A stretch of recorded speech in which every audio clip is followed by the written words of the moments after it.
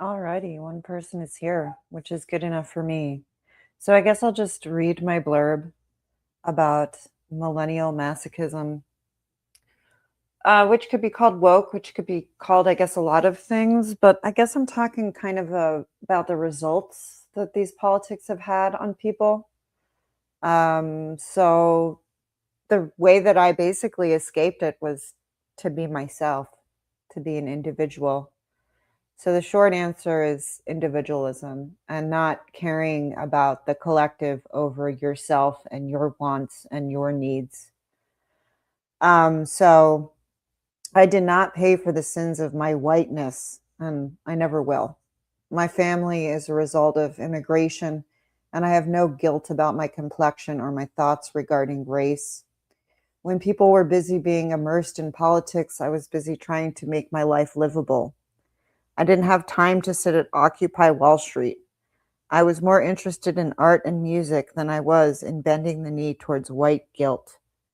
The demoralization campaign relied on ignorance and collectivism, and it did not account for the Aquarian born in New Jersey, raised, excuse me, on that strange Delaware water near Washington's Crossing. And what was weird was when I was more into the turf stuff, I met people who were from around the same area that I grew up, and it made me wonder if something was in the water. Um, but yeah, I didn't have any time for the collectivism because I knew from a very early age that the collective does not give a shit about you at all. And it never will because the goals of the collective are more important, whatever they may be. And so I think we have to stop demoralizing the youth with the past, right? Because they didn't have anything to do with it and they have nothing to atone for. And it was really, I think, this idea that all white people are racist uh, that became very demoralizing, and it became a way to weaponize things so that people wouldn't speak out about how this is very blatant, racism. This is an old this is an old idea. All of it's old stuff that they've recycled, updated, made it look new. But it's all like communistic identity politics. Um, and it's really strange because when you are like me and you were born in the early 80s, uh, there's such an incongruence in what's happening now versus the politics of that time period, where we were taught the Pledge of the Flag, Pledge of Allegiance. Um, we were taught about American history. We were also taught about horrible things about American history, but we also understood that these are part of the fabric of the past. And the past is important to learn from, but it isn't something that you should use as a cudgel to beat people with. So people born in the 1980s in America still had a pro-American education.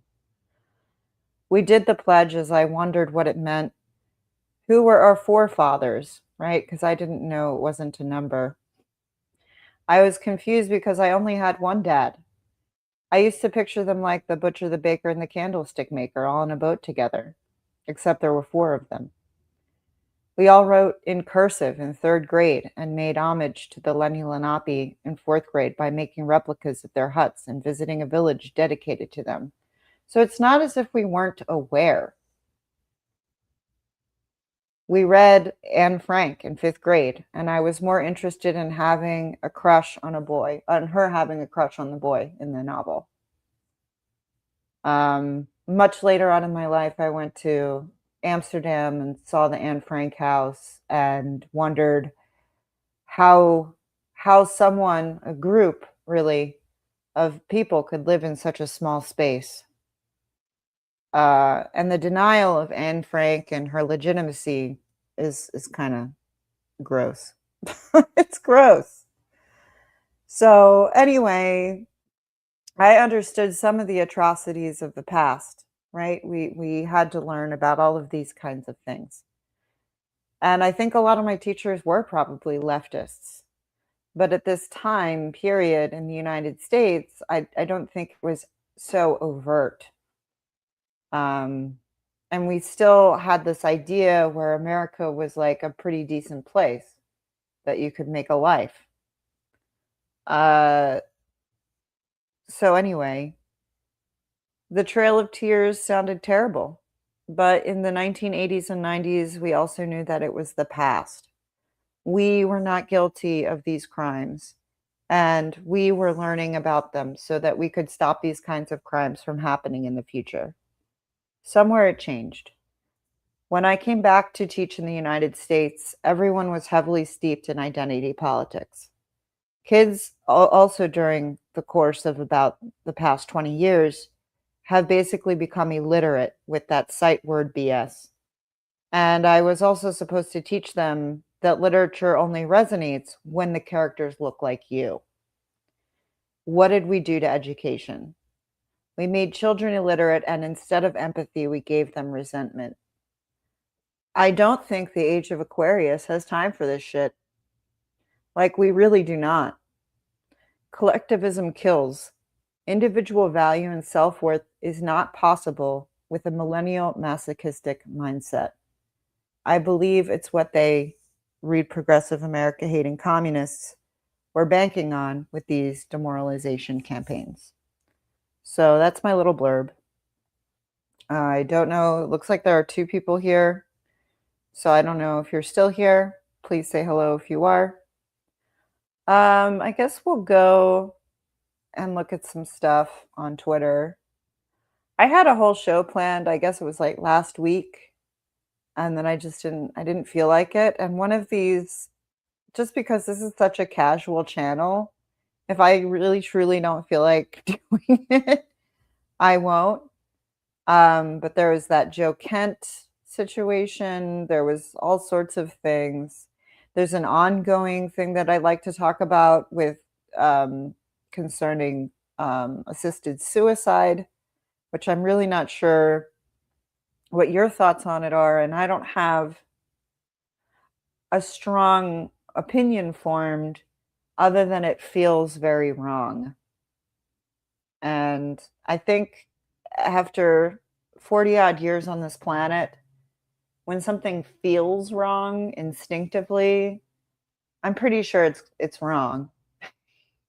That's how I felt about transgenderism. Like instinctively, I was like, wow, this is like really sexist, like bullshit.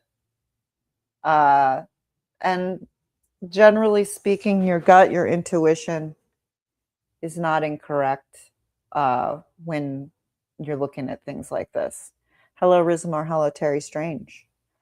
I can't I can't say that this will be a very entertaining live stream, but I think the main idea that I wanted to get across is that individualism is the only cure for millennial masochism. And understanding you're an individual in this world, you have wants, you have needs, and they're important. And those wants and needs aren't superseded by the needs of a collective that's going to call you uh, all kinds of names for not agreeing with them.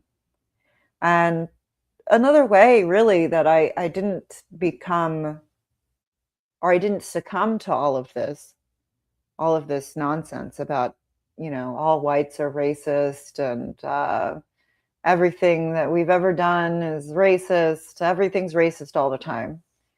Because I was always very interested in music and art, and those things were a refuge to me, and they still are. And it's really a shame, we've had this conversation before that I go to museums and there are these artist statements. And it seems like a lot of art has been watered down into this sort of propaganda. Like, I don't see anything that interesting in contemporary art, other than, I guess, the most interesting thing that they seem to be doing lately is a return to classical sort of painting techniques. A lot of them are interested in plein air, which is painting outside, or other, classical oil painting techniques of classic things like nudes and still life. And so I think that stuff's making a comeback. But it's important to know who you are. And if you don't know who you are, it's very easy to get sucked into these identity politics. Um, Terry says, you got a message saying your female coworker is using he, him pronoun. Well, I guess if you only have to communicate with them via email, then, you know, I don't get it though. Like, when are you using pronouns to talk to somebody? That's what I always thought was very funny about it, right? We're not using the pronouns when you're in the room. We're using your name, right? Like, anyway. So, oh boy. Yeah, so like what do you think you might here, I'll put my face on. I'll put my computer in a spot so I don't look too unappealing. I don't know. Oh, I didn't mean to make it this round. Why is it round? I don't know. StreamYard looks like it updated its stuff and it like looks kind of weird. So I'm in a round bubble. So like, yeah, Terry, what do you think you might do about it? If anything. Um, so let's see, what's in my Twitter? Let's talk about the people in Cuba. Let's talk about the champagne socialists that visited Cuba recently. Hassan Piker. Let me see if I can pull up a good video of that because I find that to be like heavily ironic. Oh, and I guess they're really mad at that chaperone person because she said she was kind of poor, but it turns out she's not. And I think there's something so delightful about young people realizing how artificial everything is. Like, it's so precious in a way. Actually, so let's just, because I have that up, let's just do that. Let's do this. So people are mad at Chappell Roan right now, who came from a very wealthy conservative family. And I don't know anything about her or her music. You know, I'm old. I have no idea. Does anyone know anything about Chappell Roan and her music? I was also going to talk about Lana Del Rey versus Ethel Cain. I got blocked by somebody because I said Ethel Cain just doing man stuff. People didn't like that. Um, you're not interested in people's personal issues. Okay, you never heard of her? I guess she's like I guess she's like a new pop star. I don't know, but the kids are mad at her. Uh I don't know. It's like honestly trending often. Maybe it's because of that recent Iranian propaganda or Russian Times propaganda where, you know what, we'll just scroll up because I have a bookmark of that. We'll get to Chapel Roan in a second. Now you're looking at my Twitter bookmarks. Uncensored. Right, this Iranian this Iranian propaganda. Maybe that's why, because at the end of this Iranian propaganda, the Statue of Liberty is Moloch instead of the of Columbia. So here we go. Here we go.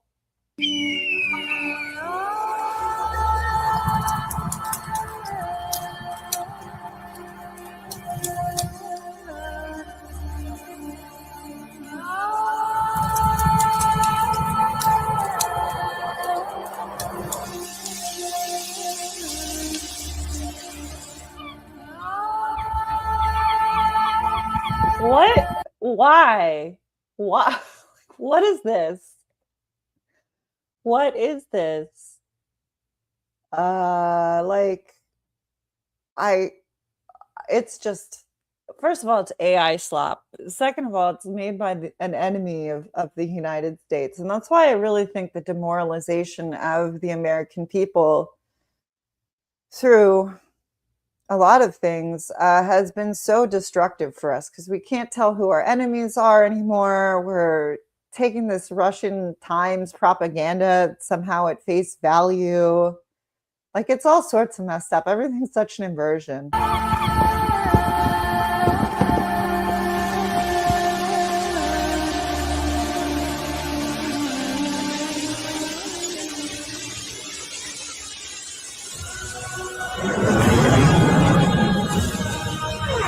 Yeah, maybe that's why Ball is trending because they blow up a Moloch statue in this anti-America propaganda. Maybe that's maybe that's it. Yeah. Have you not seen it?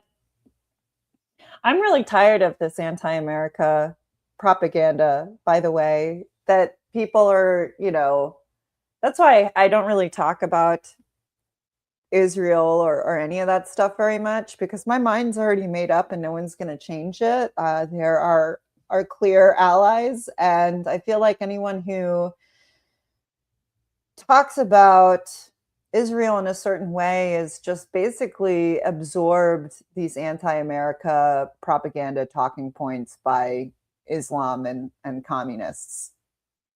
Like that's what I think. That's what I think about it.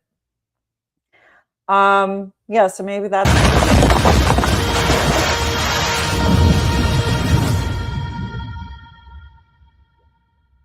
one vengeance for all. I didn't sign up for that. I don't think America's like the most evil country that's ever existed at all when there's still slavery happening in the Middle East. Like, what are you guys talking about? Uh, you're off of social media. It's probably a good move. They are very stupid. And there's something about that stuff that I think makes you mentally ill. Like it's a mental illness of some kind. That's what I think. And I sat with that for a really long time, and then I sat for all the people who were like Glenn Greenwald and uh, what's that other guy's name, Max Blumenthal, who basically did grape denial on October 7th, and anyone who denied the atrocities that happened that day, I could not pay attention to any longer. There's like a line in the sand I have, once I became hip to the transgenderism stuff, when I started listening to NPR, I was like hearing it, and this would be like 10 years ago now. I started hearing it all the time, and so I had to stop listening to it. It seems like they've kind of pulled back on a lot of that, but we'll see. So yeah, if you haven't seen that already, you know, there it is. Uh, Yeah, do you want to expand on that? That seems about right. Looks like one J hater left the chat. I'm just not here for it. And I had a woman who was in my life and we would talk about this stuff all the time. And there was definitely a turning point when I decided I was like, actually I think a lot of this J hate propaganda is from Islam. And I think or just straight up weird like white supremacists. Um, I've been in some very dark places on the internet for sure. And I think that really me having an opinion that was opposite of hers concerning Israel and Zionism was really a death knell for our friendship. Like she couldn't handle that I thought it was okay for them to have a state. I've always thought that. I was like, I mean, if they want to have their ethno-religious state, I don't see a problem with it. Like, and then you get to know that it's really because everyone's trying to kill them all the time. So, and I really think a lot of the propaganda against Israel is against the West, like in general, and I think a lot of it comes from the Muslim Brotherhood. So, who am I going to side with? Jewish people. I grew up with Jewish people. I knew a lot of Jewish people. And last time I checked, Jewish people weren't suicide bombing or trying to bomb the sidewalks of New York City. So I think it's pretty easy. I think it's pretty easy. Terry says the USA is a great country to inherit and be born into, and people are just pissing it away because they've been convinced that their ancestors were evil. Yeah, and it's such a black and white view of history. I mean, there were probably, just like any other time in history, good people, bad people, people somewhat in between, gullible people, stupid people, whatever. And I think it's once you've been to other countries in the world, countries that experience true poverty, yeah, for me personally, it was really hard to keep like hating America after that. Are you going to say that are you going to do the J conspiracy on 9/11? Is that where we're at here? Do you really believe that? Anyway, let's continue, continue our our unabridged Twitter bookmarks. Let me see if I have something else I can put on. Let's look up Chapel Roan because she's been in the news in the not millennial, I guess, Gen Z. She's Gen Z's pop star, born in 1998.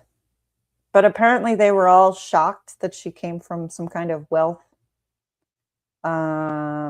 So let me see, because I don't want to just scroll through my bookmarks. Some of them are like really boring, just like exercise tips. So, oh, and then we can also talk about the Lindy West situation, because I guess that's also been an ongoing story. It just seems to get worse. But let's talk about Chapel Roan first. So I guess people were really surprised that she comes from a rich family because she's been saying stuff like this. Like, I've been poor. And I don't think she's ever been poor. According to internet sleuths, her grandfather was some kind of industrialist, some kind of capitalist, who cares? Had a lot of money, built golf courses. I don't know. And she says, she was a camp counselor, but really it was like a Grammys camp, which sounds expensive. Actually, let's look up how much is Grammys camp cost. Grammys camp. Which, okay, so according to my quick search here, Grammy camp costs $18,000 to $3,000 per week. So yeah, she was never poor. She's going to Grammy camp. Yeah. So I know that I can be happy and poor. Yeah. So like she's never been poor. Okay. She went to Grammy camp, which apparently costs anywhere from $18,000 to $3,000 for 1 week. And it seems like one of these talent mills that people go to, but I don't understand how this is shocking for people. So you really believe that? I've been there and back on 9/11, and I don't believe that. So she's been cash poor, not resource poor. Wonder if she's ever made ramen in a coffee pot. I've never done that, and I'm pretty poor. I've never made ramen. Just use a pot. Just use a pot or some hot water. So yeah, there's that. This is, I guess, just kind of like me chilling in the void. I wanted to do it last week. I wanted to talk about, I guess it was like Joe Kent and how he's a traitor to the United States. And I'm wondering if Rizamar also believes the theory that somehow Israel was responsible for Charlie Kirk's death. These conspiracy theories don't do anyone any good. You know that, right? And a lot of them are anti-American. We're the most disgusting, imperialistic. It overlaps with the leftist mindset quite a bit. because it's reactionary.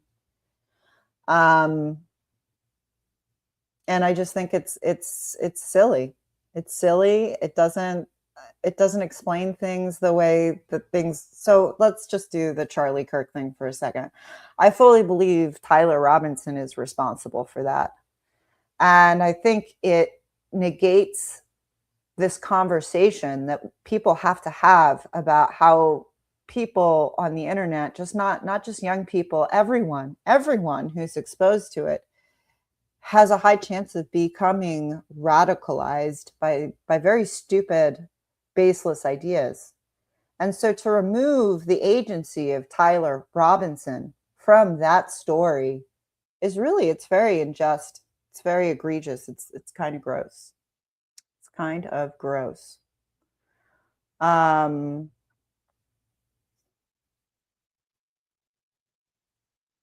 what are you talking about?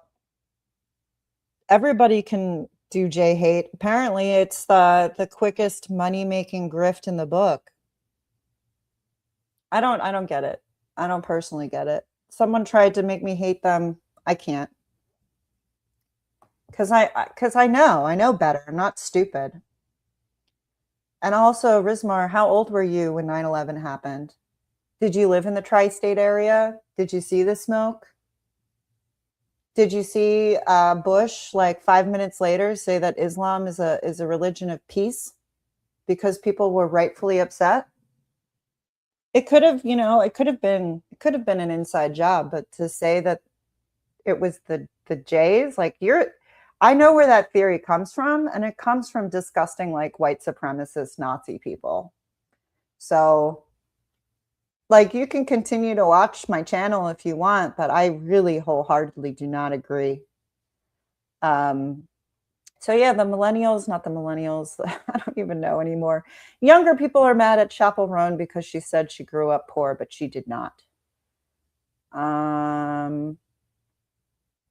She went to this Grammy camp. Did I play the clip? Let's play it again. Like, I've been poor and like, Yeah. so I know that I can be happy and poor. Yeah. So like, Okay, I've been, so yeah, there's that.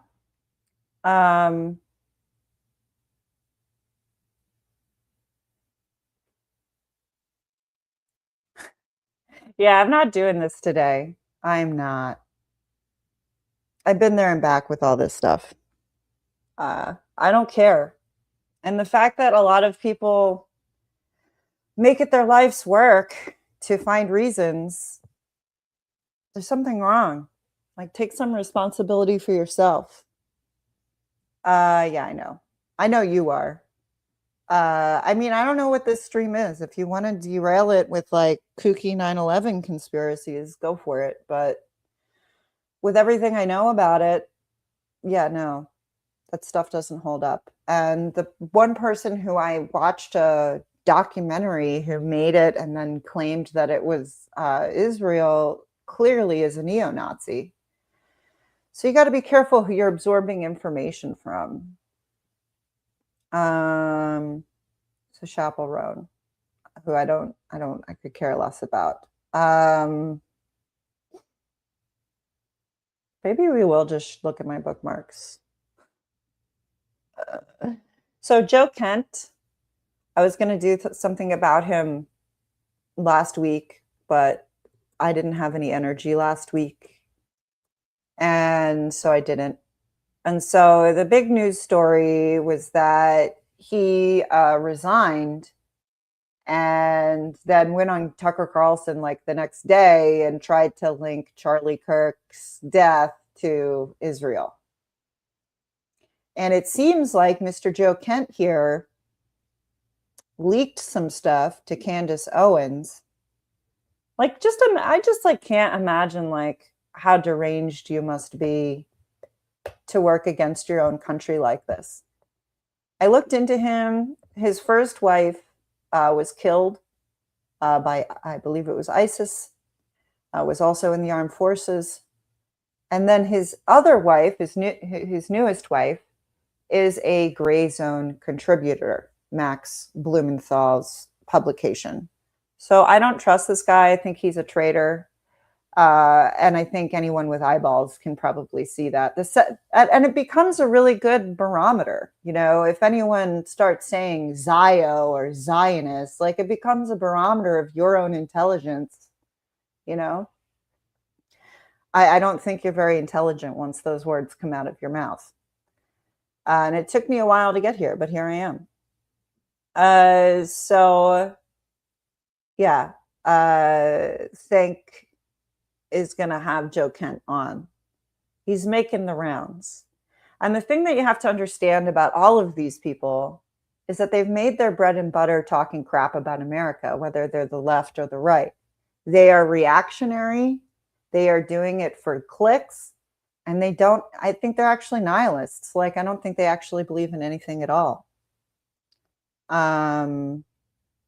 So let's continue to look at my bookmarks. I don't know. I'm just chilling here on this stream today. I just wanted to talk about how to avoid millennial masochism, and it's pretty easy. Put yourself first. The collective's never really going to help you.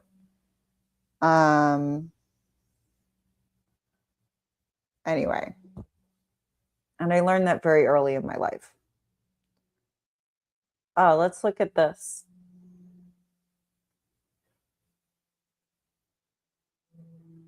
If you're a liberal, why don't you want to be a leftist? I'm a liberal, and I believe that we should be focusing on making capitalism better for everyone. We know. Once again, I know you as a liberal will always... Can you please help yourself and cut your bangs properly? Value your own personal comfort and hide. I really don't want you to get it twisted, thinking that I don't fuck with protests, because I absolutely do. But I asked what the material goals. If you're a liberal... I wonder why no one wants to be a hard leftist. Yes, the collective will never do anything for you. And I think anyone who is part of a collectivist movement is somewhat of a masochist, or at least, at the very least, can't cut their bangs straight. Anyway, I wonder why no one wants to be a hardcore leftist. Could it be that they're doing the same things that the people on the right are doing? Could it be that at the end of the day, the truly radical position to have is at the center? Maybe. Right? Islamophobia. For me, it's a very clear line in the sand.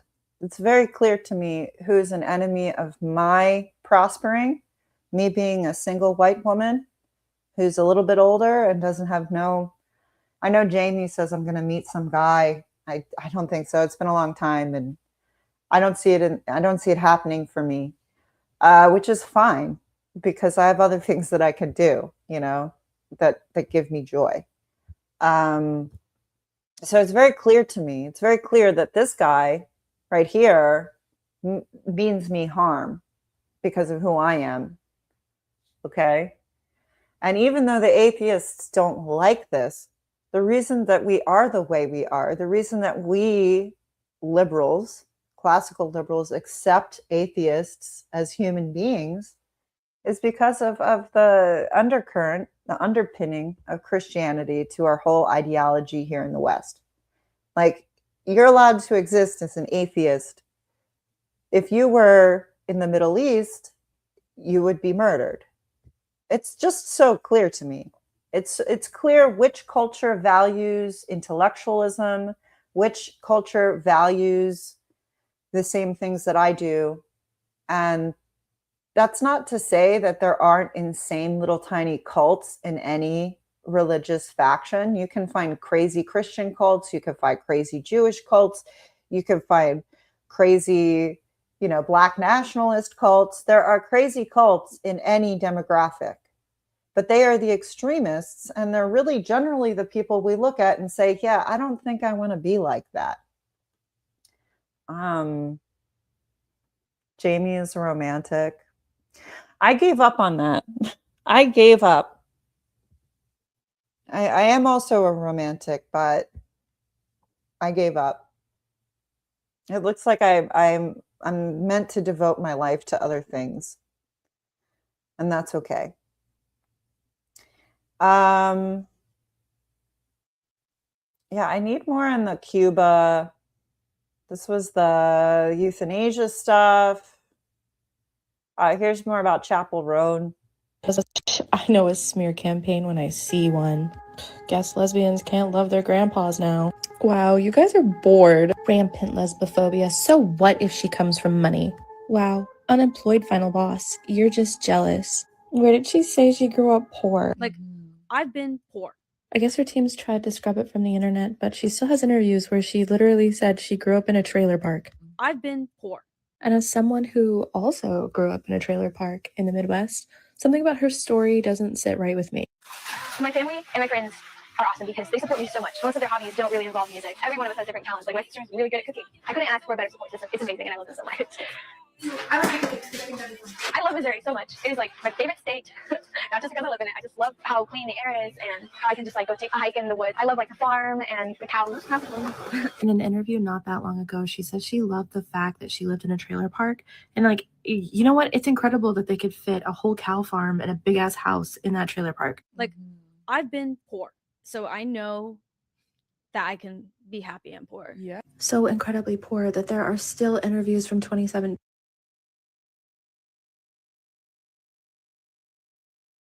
I muted myself and I forgot. The fact that they're mad is so unbelievably funny to me and ironic. Like, maybe she shouldn't have been saying stuff like that because it was eventually going to catch up with her. But this is sort of a form of millennial masochism, isn't it? Chapel Roan here saying that she was poor, whatever, so that she could appeal to this fan base that she has when in reality it isn't true. But it's all optics, right? Part of the mindset of millennial masochism are what you're projecting. What do the optics look like? Instead of what do I need? What are my wants and needs? So maybe if she had just said from the very beginning, look, I come from, from a wealthy family, people would be less mad at her. I don't know. I don't know what it takes to make these miserable young people happy. I have no idea. Where her press agent couldn't reach her because she was too busy celebrating in Italy with her boyfriend. Happy and poor. Oh yes, because those of us who've been poor and living in a trailer park love our summer trips to Italy with our boyfriends. According to this I mean, it's still possible to meet someone who's wealthier and go on trips with them, but that's definitely not what was happening here. Interview she did 2 years into her first record deal. She wasn't living in LA. She was just flying back and forth every week from Missouri to LA. Just like all of us trailer park living Midwesterners, we love hopping on a plane and going to the big city. Like, I've been poor. The more I've read through her interviews from before Pink Pony Club to after Pink Pony Club, I'm starting to see an interesting pattern. Before the drag and everything, she said her first album was Pink. Who inspired you to write? Like, who are your favorites growing up? Oh, and I guess Perez Hilton has also found God recently. Did you guys see that? This is just my gossip channel. Like, growing up, I listened to Pink a lot. She was like Timeless. But when she shifted her image after Pink Pony Club, she started saying she was only allowed to listen to Christian. I think perhaps the popularity of Pink was some kind of canary in the coal mine for like good music to be popular. Like I really don't like Pink. Yeah, I don't know. What do you guys think about this? This is just funny to me. I think it's very funny that like these young people are like, oh no, she comes from a wealthy background, as if that hasn't been the template for every famous person almost every famous person that we encounter. Like Music and didn't find normal music till she was 14. I mean, I got into music. My parents played a lot of like Christian rock growing up. I didn't really start getting into music until I was like 14 and like made a secret Pandora account. In 2024, she says she was raised in a strict Christian environment. But in an interview at an LGBTQ... That's another thing, that pipeline, there's always some weird overcorrection, right? Where you were raised in an XYZ environment, so you're going to overcorrect by rebelling against it in a very performative way. fundraiser, her parents are described as not being helicopter parents and free range, basically letting her do what she wants. I mean, my mom is the one who pushed me. She set up the gigs. She was like basically my manager. Which is genuinely sweet. Like, we all love a family project. It's just weird that in 2022 she said that she did this with no money and like by herself. I just don't think She probably did that so she would appeal to people like you. And the problem is also, we are majorly lacking any kind of authenticity these days. To Grammy's camp and having the resources, like a super rich grandfather and a parent with a like super successful vet business qualifies as like having no money. Like, I've been poor. Photo. This is crazy. Like, if she thinks that's poor, that's very funny. This is so like Chapel Roan, like That trailer park she grew up in really weirdly looks like the golf course that her grandfather owns with the massive subdivision that he also owns. Like, I've been poor. In part 3, we'll jump back. Okay, so if you're interested in this, you can go to Joe Blessed 13 on TikTok and you can check it out yourself. Just par for the course. Did Perez Hilton find God in the mirror? No, apparently Perez Hilton was very sick and God came to him while he was very sick. That's what he says. We could try to find that video.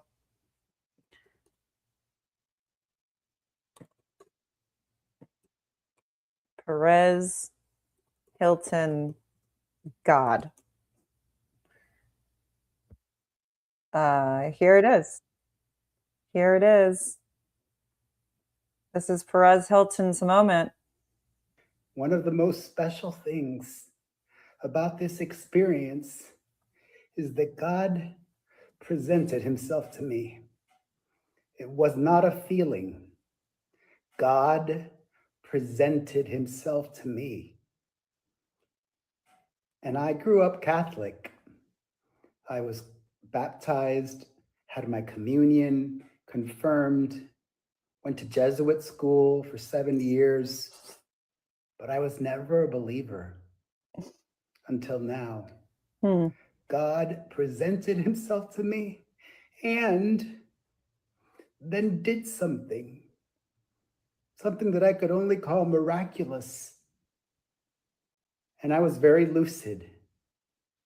It was real. And this has been life-changing. I mean, this sounds great. I'm And so I think the more that people are searching for authenticity, the more that people are searching for meaning, the more that these stories are going to happen. I think this is a very positive thing. I think this is very, very positive. Yeah, he does look very thin, but apparently he was sick. So, maybe that's why, he looks that way. I don't know. I think it's a good thing that more and more people are turning to God and thinking about their place in the world and finding meaning in the revelations of Jesus Christ being the Savior. So, what else? What else is there on my timeline?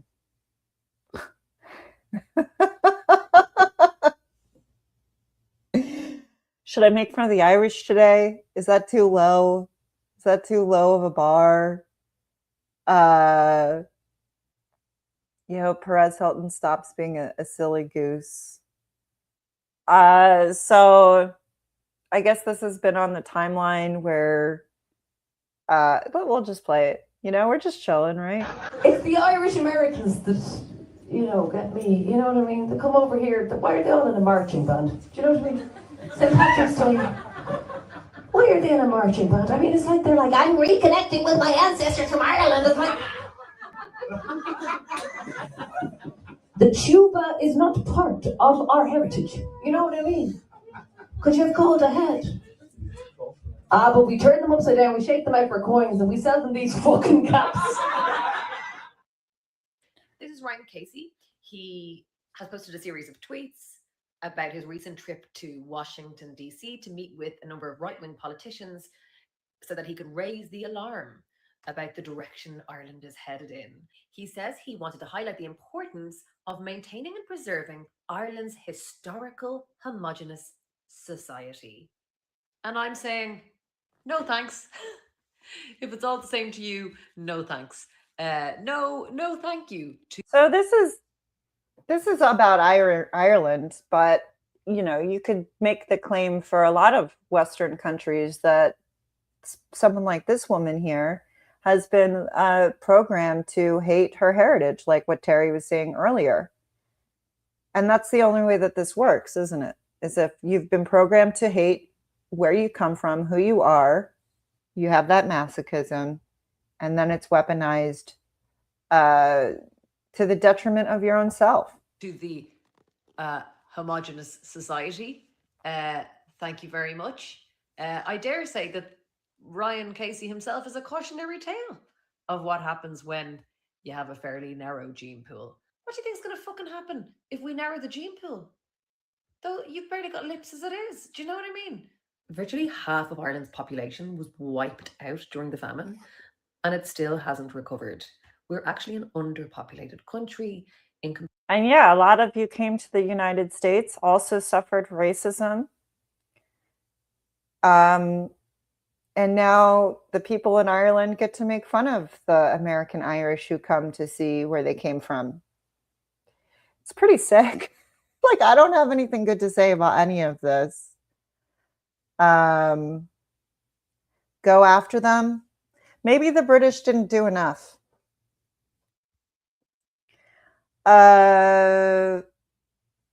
Maybe they didn't go far enough. The British didn't go far enough. Comparison to the EU average. So this fear-mongering about changing composition of our society, it's not based on any. And then when it'll be too late, it'll be too late. And it is based on real things. Any real material concerns. It's based on racism. Both can be true. All right. Yeah, sometimes I think that the British didn't go far enough. I'll leave it there. I think this stream is going to be for anyone who caught it live, honestly. I'm just chilling. You know what? Let's look at the Lindy West updates, if possible. Yeah, here we go.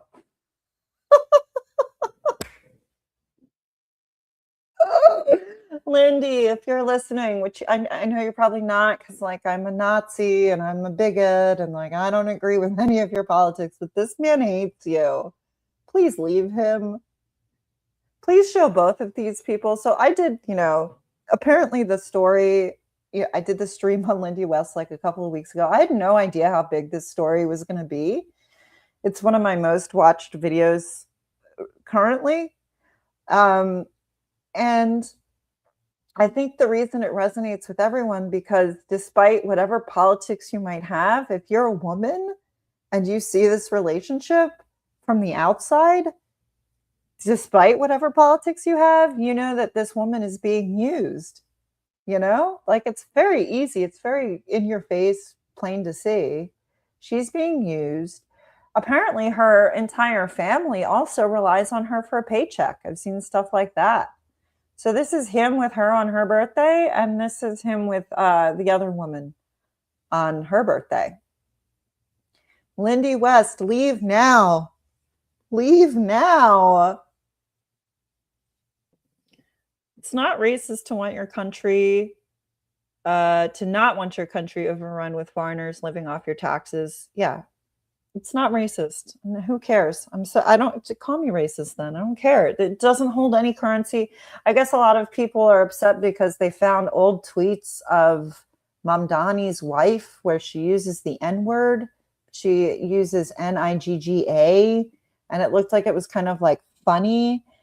And I don't particularly care about any of that. I am a policy person. I know, right? This story, it's the story that keeps on giving. I can't believe all for this guy, Lindy. I want to like telepathically communicate to you, like, go on your redemption arc, decide to lose a bunch of weight, write a book about that, write a book about how you noticed that it was different the way that people treated you after you lost the weight and versus before that. I mean, these are great book ideas for your memoir collection, right? Have the arc where you get some self-love, you decide you're radically going to change your life, and you're going to leave these two who are using you. It's great. Like, Lindy West lives a life that I could only dream of, being a successful writer. But then again, I would never write about these topics in the way that she did, because I don't believe in the same things. I don't believe in the collective. And I think that's bullshit, the warmth of collectivism. I've never seen anything but genocide result in like, I don't understand. I don't understand, like, oh, we're gonna do communism this time and we're gonna do it right. Like, help me understand. But I think everyone, despite their politics, any female who has followed this story is praying for Lindy West to leave this guy. Like, just go. Yeah, I know who I am in my heart. So it doesn't matter what you call me anymore. Yeah, I know. It's, in fact, if you're a little bit bigger like this, it's a lot easier to lose like 10 pounds right away just by like not eating sugary drinks, any real like sugar, like the real thing to do is to walk a lot. You don't even have to rigorously like work out to lose weight. You basically cut bad foods out of your diet. You know what your deficit is. You stick to it. You're consistent with it. Easily. So Lindy West, we are all praying for you here at Dystopian Deep Dives to leave this man, because he's making you look like a fool. And it's really, really sad. It's really sad. I don't know what else there was about. Oh yeah, he sent an email. So let's look at that really quick, because he sent an email about how wrong the author was for writing a story about them. So I think this is it. Yeah, Slate. So now I lost my place in the thing. Oh my God.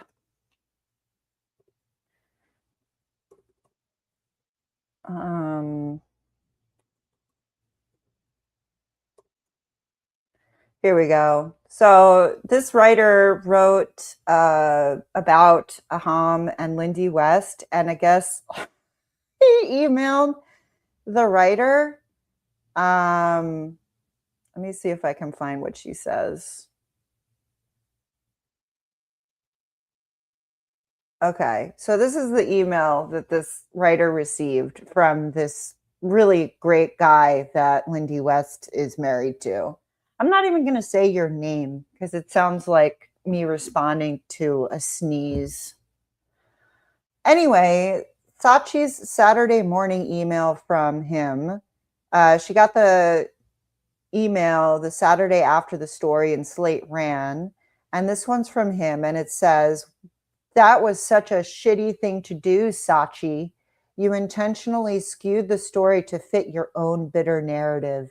You wasted my time and all of our time to write an article that was going to be the same no matter what we said. You absolutely dehumanized me and intentionally diminished my personhood and career." I mean, you're just a fucking shitty musician that apparently can't pay the bills on your own. This is my favorite part. "Roya and I were on a shared project in Boston. However you worded it. I was performing 4 shows at the Paramount, and Roya is my producer. I'm a person with a life, a great career, and a complicated life.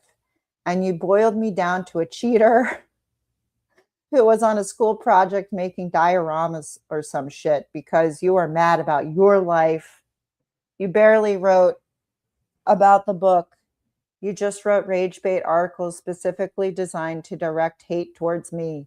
You are a shitty fucking person. You're a bitter, untalented, mean girl, and you should absolutely be ashamed of yourself. You fucking suck. And then signed off with his full name.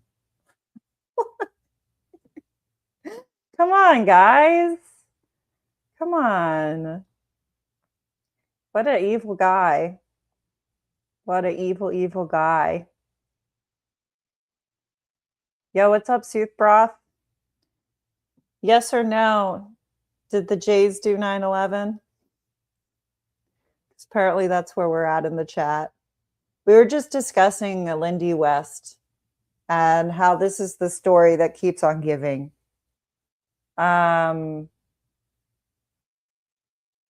Here are the reasons she avoids showering. She does not believe, I don't know if this is true.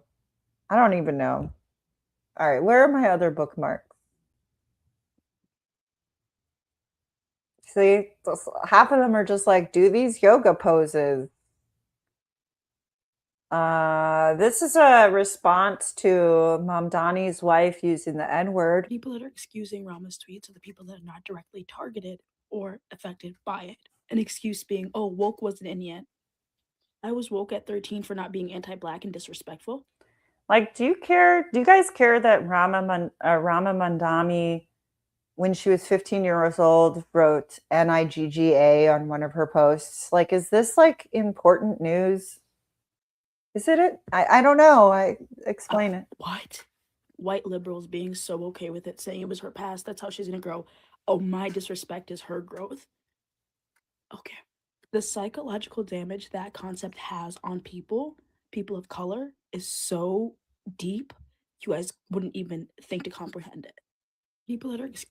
What do you guys think of all this? The whole Rama Duwaji situation is truly sad to see because, first of all, I never want to watch the downfall of a baddie. Like, I'm genuinely disappointed in this whole situation. However, I always find it so funny how whenever it comes out that somebody was using the N-word in the 2010s, people immediately jump to, oh my God, that was so long ago. Like, they were just a teenager. Like, everybody was talking like... Who cares? Okay, yeah, I can't watch any more of these because, like, I don't think there's any validity to like what they're saying at all. I think it's selective outrage. Exactly.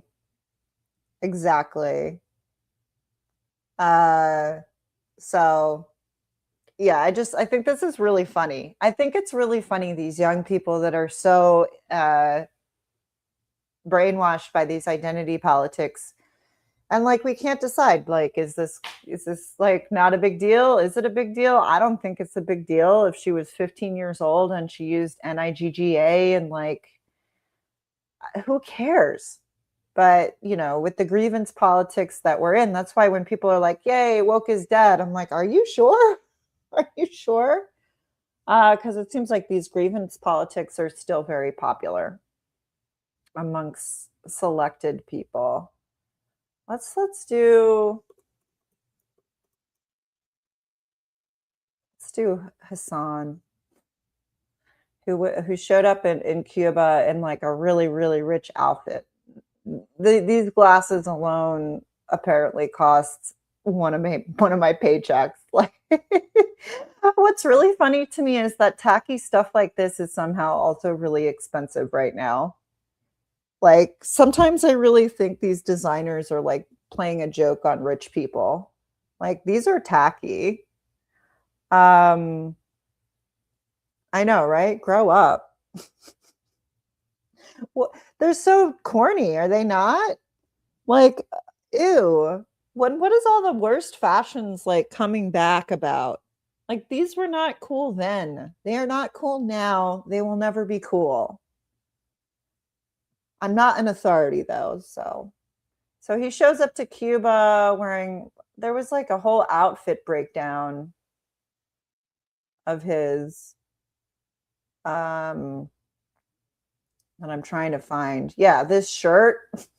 almost $700 again to accomplish looking like tacky AF. Like, but it's really just, I think this is great. I think they need to do more stuff like this because it really opens people's eyes as to who these people like really are and who they really care about, which is themselves. And so while the rest of us play this millennial masochist game of groveling and trying to say the right words and do the right things, you know, the actual left is showing up in Cuba wearing $700 shirts. It's a joke. The whole thing's a joke. I don't know how anyone takes this person seriously, especially after him shocking his dog, which everybody saw, Hassan. So I don't know, maybe we should just go back to my bookmarks. Yeah, that story kind of made me like her more too. And she seems like very unapologetic about it. So don't apologize. Yeah, the dog shock mansion. He's part of the deranged, affluent pseudo-left who are a bunch of virtue signaling and vindictive. Are they liberals? I don't think they're liberals. I think they're champagne socialists. I don't think they're like classically liberal at all. Yeah. They stayed in a 5-star hotel. Tone deaf radicals flock into Havana, staying in 5-star hotels while island in crisis, mockery of Cuban people. So this is Ilhan Omar's daughter. There was one video I saw where they were like on a bus and it looked like they were on a poor person's safari. Let me see if I can find that. Yeah, I wouldn't even call these people liberals because they're anti-liberal. I think they're just weird champagne socialist communists. So let me see if I can find what I'm talking about. Today is just a day, I guess we're just looking at my Twitter bookmarks. Looking at my Twitter bookmarks. I wanted to talk about this last week, but I did not have the energy. All right, so we had also like Kneecap was there, you know, speaking the Irish again. They were there to sing. So it's just so crazy how they had an entire concert in a 5-star hotel for like, what was it, like Code Pink? I think those are the activists that were down there. Well, the rest of the island can barely eat and has no electricity, and the infrastructure is just falling into the ground.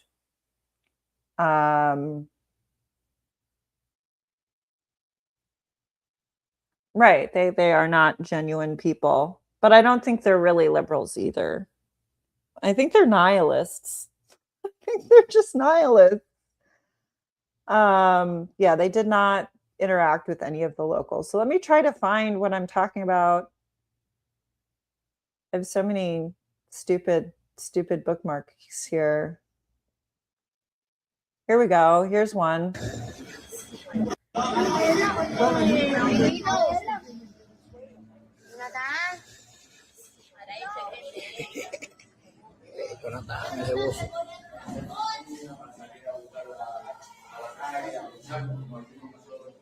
Entonces, como una guardería, es como, no sé, como una escuela de fantasía donde realmente ellos fueron los que me pusieron. There's one in particular I'm looking for where they were on a bus. Oh, here's a good one of the breakdown of his outfit. How much it cost? $5,000. Like, can you, like, at least if you're gonna pretend, could you at least like pretend all the way? Like, you know, get some ratty clothes, look a little less rich. Like, you know, you're a hired actor. You should be playing your part. Someone else should be in the costume department for him. You know? You should be wearing things from Walmart. You should not be wearing stuff like this. Terrible. It's all about optics. Where is it? Here it is. This is what I wanted to show you guys. Them on a bus acting like they're on a safari for poor people. Not for poor people, but to look at poor people, to gawk at poor people.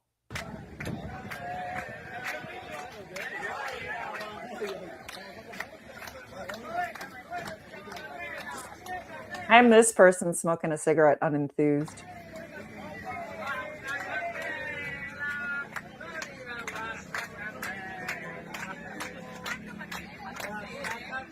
Let's go look at poverty. Let's go clap at the poverty. It's sick. It's sick. Yeah, they need to get somebody better for his costuming. He can't be going around wearing $5,000 outfits in Cuba. Come on, guys. Come on, get it right. Get the artifice right. I think it's been over an hour. I don't know. Is there anything you guys wanted to talk about today? I do appreciate the commie podcasters being dumb enough to do a safari bus tour of Cuba to gawk at hungry poors so they could show their dumb followers what communism does. Yeah, I think that's probably, I just wanted to like say hi and like chill with you guys. Here's another lady with code pink.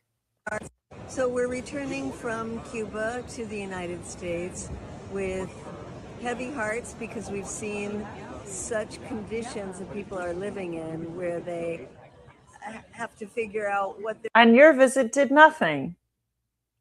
All right, I can't look at these code pink people. They like legit make me mad. So Terry brought up the Afro Man. That is a positive story. So let's look at one of Afro Man's songs. This was a very, very positive story, I feel, of the week. Afro Man, who was famous for a song called Because I Got High, which I think was on the soundtrack for that Dave Chappelle movie. I think so. I remember the song. Anyway, I remember Afro Man. I remember the song. I remember it being like a big, big hit. And then not hearing about Afro Man for like 20 years. And what brings me a lot of joy is that he is still out there doing his thing. And he apparently shamed an entire small town police force in Ohio because they basically illegally came into his house. And then he made songs about it. So the police department in this small town of Ohio, which I have to say is one of the most KK-laden places I've ever been. Okay, this is just a personal anecdote, but like maybe, like 20 years ago, I was driving to Ohio because my boyfriend at the time's family was from there. And that was the first time I'd ever seen any kind of KKK signage in my life. So Afro Man sues the local police, or no, they were suing him. I'm sorry. They were suing him for defamation because he made songs like this. So because this is positive. This is a real win for like America, freedom of speech, actual corruption. He basically put these guys on blast. They tried to sue him and he won. This is a great story to end with.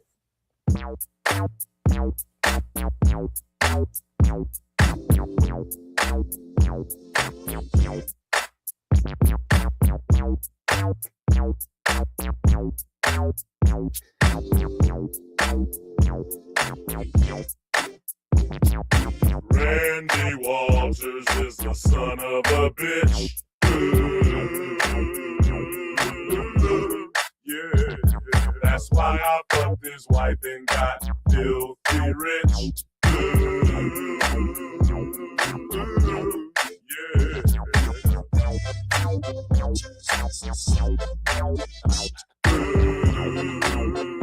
Yeah. Yeah, this is a great story. I love it. We'll put the lemon pound cake. Is this the Oh no, I want to watch like where he's making fun of the cops video.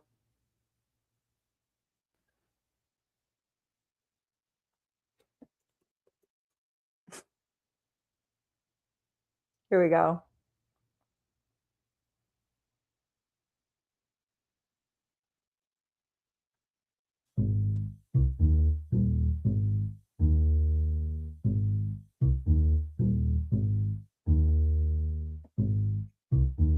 The Adams County Sheriff kicked down my door. Then I heard the glass spray. They found no kidnapping victims, just some lemon pound cake. Mama's lemon pound cake. It tastes so nice. It made the sheriff wanna put down his gun and cut him a slice. Of what? Of what? Lemon pound cake. He wanna put down his glide. Lemon pound cake. Trending on TikTok. Lemon pound cake.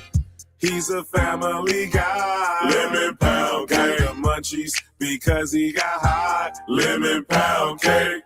Pound cake. He's a Adams County Sheriff. He's hungry and he's big as hell. He was sniffing for weed. Then he smelled another smell. What was that? Mama's lemon pound cake. It tastes so nice. It made the sheriff wanna put down his gun and cut him a slice. Of what? Of what? Lemon pound cake. He wanna put down his glide. Lemon pound cake. Trending on TikTok. Lemon pound cake. He's a family guy. Lemon pound cake. The munchies because he got high. Lemon pound cake. Pound cake. He sees my cake and my porno mag call boom boom. Something happened to his camera on the way to the evidence room. Mama's lemon pound cake. It tastes so nice. Make the sheriff wanna put down his gun and cut him a slice. Of what? Of what? Lemon pound cake. He wanna put down his glide. Lemon pound cake. Trending on TikTok. Lemon pound cake. He's a family guy. Lemon pound cake. The munchies because he got high. Lemon pound cake. Pound cake. Lemon pound cake. He wanna put down his glide. Lemon pound cake. Trending on TikTok. Lemon pound cake. He's a family guy. Lemon pound cake. The munchies because he got high. Lemon pound cake. Pound cake. Yeah, that has to be like the most positive story of the last couple of weeks, that Afro Man of Because I Got High song fame, I don't know, 20 years ago. Here are the positives of this story. One, this guy's still got it. I love it. He has his shtick. He's still doing it. He is Afro Man, and it's wonderful. It's beautiful. I love it. Two, he called out corruption. And I don't care where the corruptions come from, if it's a small town police force, or if it's in the US Congress, or if it's that guy, Joe Kent. Corruption's important, and it's important to call it out when you can. And Afro Man had all of this video footage, and he won his case because there was no defamation. When you see the trial, the sheriff's ex-wife has some funny things to say. I mean, I just think this is a win for everybody. It's a wonderful story. So will you help my okay, we could put that on. Like, I'm just chilling. So they busted his door down, destroyed his property. He made fun of them. They tried to sue him for making fun of them, and he won. So good. It's so good. So like, yeah, we'll end on like a positive thing.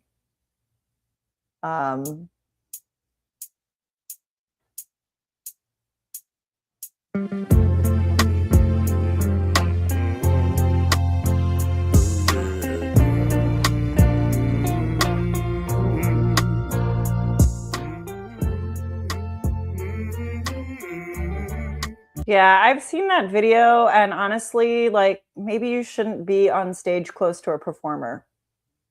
Will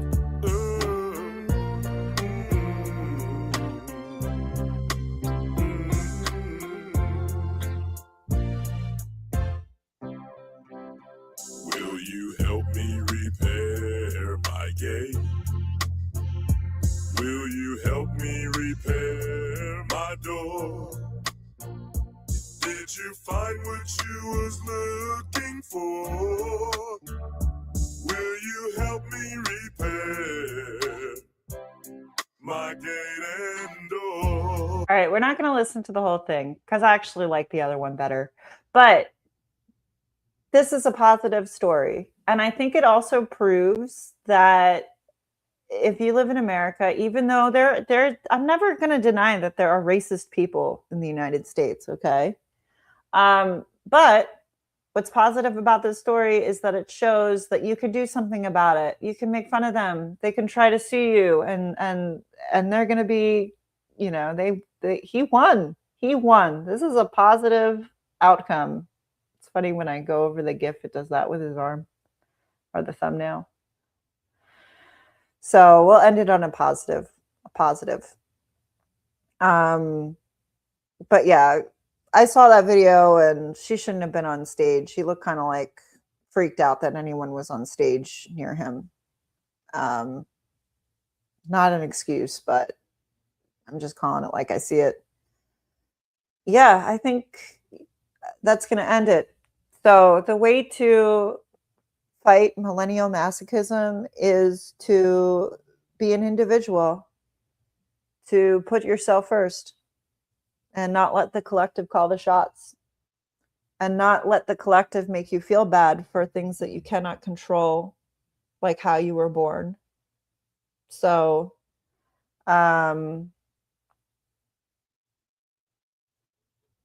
yeah, that's it. I think that's it. Thank you for tuning in. Thank you, Afro Man, for sticking up for everyday Americans and proving that we don't live in the crappiest country ever, and that there is a sense of justice.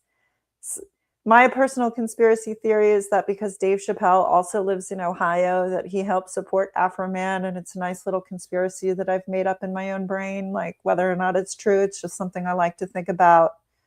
I think this was a really, really positive story, and I thank Terry for reminding me of it, because in the news cycle, we lose sight of these things very, very quickly. I think my YouTube's slow because I have a bunch of ad blockers and stuff. But like, this is a win for America right here. And I'm really tired of like people in certain like realms not understanding anti-American politics when they see it. So when you see somebody like Joe Kent trying to blame Israel for the death of Charlie Kirk, you have to understand that you're looking at somebody who's now spouting anti-American propaganda. And I'm over it. I'm over the conspiracy people doing it. I'm over the left doing it. I'm over the right doing it. Okay. Do we have a lot of problems? Sure. But let's not fall to defeatism. Let's not fall to pessimism. Let's not fall to cynicism. Okay. Because America is a pretty awesome country. And you can be like Afro Man here. You can keep doing your act. If the Afro Man story has proven anything to me, it's proven that you can do your act in perpetuity. Okay. And people are into it. Consistency, authenticity, those are the things people really want. Joe Kent is a traitor to this country. So an Afro-Man is not. Afro-Man, you're an American hero. Much respect, sir. And you could tell that Afro-Man isn't about the collective. He's about the individual. He knew his rights. You know, people want to act like in this country we have no rights, we have nothing. But that's not true. We have a lot of ways that we can criticize our government because the government is not perfect and it probably never will be. But yeah, Joe Kent is a traitor to the United States. Do you need me to explain it anymore? This disgusting conspiracy theory that Israel somehow is responsible for Charlie Kirk's death. If you can't see that shit a mile away, if you can't see somebody like on Tucker Carlson spouting a bunch of BS because their regular career is over, well, good, don't. Because he flip-flopped, okay? So that I did have, when I put a show together, I actually do the research, which I did last week, but I was so exhausted due to other things in my life that I just didn't feel like doing it. But I've looked into the Joe Kent situation. 6 months ago, he was saying that he flip-flopped on the Iranian thing. He's a flip-flopper. He's a fraud. He was probably leaking information to like Candace Owens. So exactly. And that's what he said. That's what he said to Tucker Carlson. So exactly. Exactly. And he flip-flopped. Right? So, okay, well, you know, God bless you, Afro Man. I'm going to keep his image up there, okay? Because talking crap and being divisive is a lot of, it gets you clicks. That's why. And people are like, oh, you know, Israel's so powerful, blah, blah, blah. But if they were, then wouldn't they have done something about Nick Fuentes and Tucker Carlson and Candace Owens by now? I don't know. The more I think about Nick Fuentes, the more I think he's just some like sad guy who lives in his mother's basement. Like, I don't know. Like, the more I think about it, the more I think about how deranged people can be. And that's the issue with individualism, right? Because sometimes people get so deranged in their fantasies. But yeah, I think Nick Fuentes might just be like a crazy like guy that lives in his mom's basement. I don't know. I don't know. I don't know. I'm not surprised that a moron like that got hired and then was basically betrayed by the Trump admin for his sort of emotional but validly sentimental view. What valid sentimental view? What is valid? Does sentimentality makes things usually not very valid? I guess. Yeah, I don't know. Could it be that he's just an individual that like is useful because he's a useful idiot? Like, I don't know. I don't know. And I don't like to, I'm not Candace Owens. I don't like to make crap up. I don't like to regurgitate like really old, tired conspiracy theories that I've seen everywhere on the internet. Not my cup of tea. So we'll end it on Afro Man because Afro Man is a positive force. He is a force for good in this world. And I'm really happy that he won against those corrupt cops. No, I'm sorry. They were developing nukes. I think it's totally justified. I'm going to leave it there. Peace in the Middle East.